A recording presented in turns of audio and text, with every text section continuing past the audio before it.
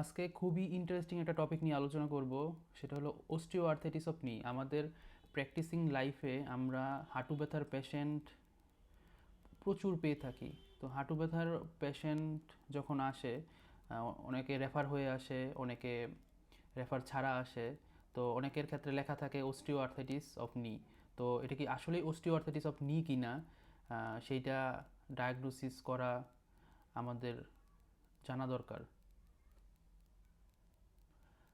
কারণ যারা রেফার করে পাঠাচ্ছে বা রেফার ছাড়া আসছে, তারা তাদের ডায়াগনোসিস একুরেট কিনা বা তাদের ডায়াগনোসিসে ভুল আছে কিনা, আমরা যদি ক্লাসিফিকেশন ক্রাইটেরিয়া না জানি তাহলে আমরা ডায়াগনোসিস করতে পারবো না। এই ক্লাসিফিকেশনটা হলো আমেরিকান কলেজ অফ রেমাটোলজি এর অনুযায়ী। এসিআর মিনস হলো আমেরিকান কলেজ অফ রেমাটোলজি।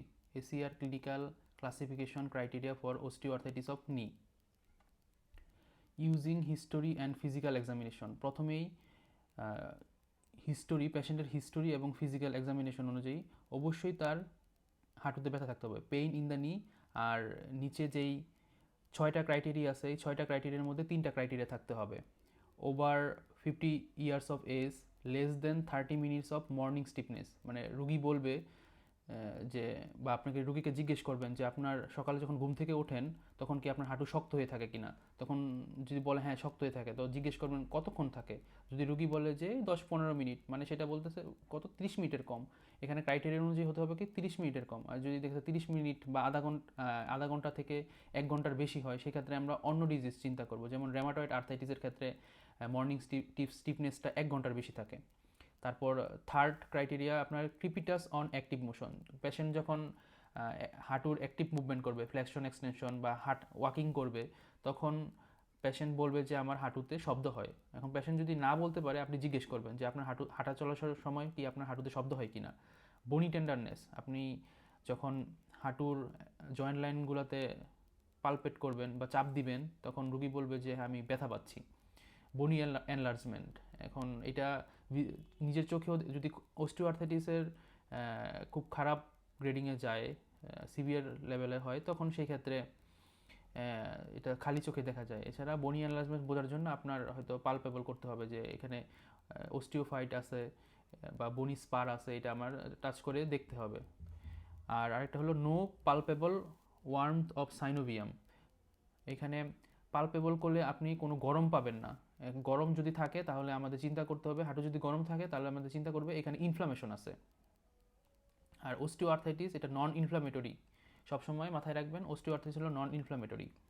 আর তারপর পরের ক্রাইটেরিয়াগুলো হলো using history, physical examination, radiographic findings.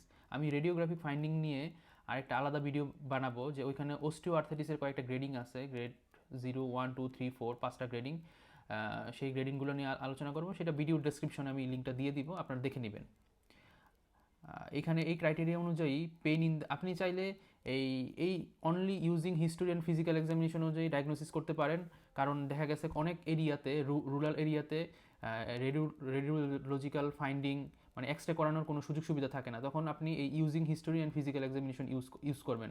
আর যদি দেখা যাচ্ছে আপনার এরিয়াতে এক্স রে করার সুযোগ সুবিধা থাকে, তখন সেই ক্ষেত্রে আপনি এই সেকেন্ডটা চুজ করতে পারেন, using history, physical examination and radiographic finding. এখানে প্রথমেই পেইন ইন দ্য নি, হাঁটুতে অবশ্যই অবশ্যই ব্যথা থাকতে হবে। তারপর and one of the following, এই তিনটা ক্রাইটেরিয়ার মধ্যে, যদি একটা থাকে তাহলে আমি বলতে পারবো যে তার অস্টিওআর্থ্রাইটিস অফ নি আছে। Over 50 years of age, less than 30 minutes of morning stiffness, and crepitus on active motion and osteophyte. Osteophyte কীভাবে এক্সরেতে দেখা যায় সেটাও আমি ওই ভিডিওতে আলোচনা করব।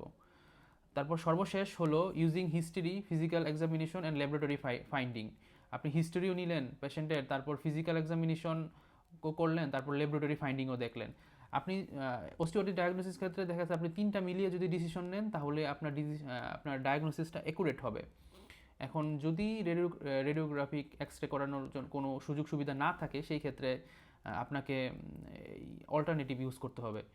তো এখানে লাস্টেরটার মধ্যে বলা হয়েছে যে পেইন ইন দ্য নি, আর এখানে অ্যান্ড 5 অফ দ্য ফলোয়িং, এই ক্রাইটেরিয়াগুলো এখানে 9টা ক্রাইটেরিয়া আছে, 9টা ক্রাইটেরিয়ার মধ্যে 5টা থাকতে হবে। ওভার 50 ইয়ার্স অফ এজ, 50 বছরের উপরে হতে হবে। Less than 30 minutes of morning stiffness, 30 মিনিটের কম মর্নিং স্টিফনেস থাকবে। ক্রিপিটাস অন অ্যাক্টিভ মোশন, অ্যাক্টিভ মোশনে শব্দ হবে, ক্রিপিটাস থাকবে। বনি টেন্ডারনেস, আপনার বনি টেন্ডারনেস থাকবে, চাপ দিলে ব্যথা পাবে। বনি এনলার্জমেন্ট থাকবে। নো পালপেবল ওয়ার্ম অফ সাইনোভিয়াম, সাইনোভিয়ামে কোনো গরম থাকবে না। ইএসআর, আপনি যদি সিবিসি উইথ ইএসআর করান তখন, বা সিবিসি করতে দেন, কমপ্লিট ব্লাড কাউন্ট করতে দেন ব্লাডের, তখন দেখবেন তার কাউন্টটা আসবে 40 মিলিমিটার ফার্স্ট আওয়ারে, এর থেকে কম। রেমাটয়েড ফ্যাক্টর 1:40 এর কম থাকবে। Synovial fluid, sign of osteoarthritis, এই জিনিসগুলো থাকলে আমরা বলতে পারবো যে তার অস্টিওআর্থাইটিস হয়েছে। তো ধন্যবাদ সকলকে ভিডিওটি দেখার জন্য। যদি ভিডিওটি ভালো লাগে, ইনফরমেটিভ মনে হয়, তাহলে আপনার যেই ভালো বন্ধু আছে যে জ্ঞান পিপাসু, তাকে এই ভিডিওটি শেয়ার করুন। ধন্যবাদ।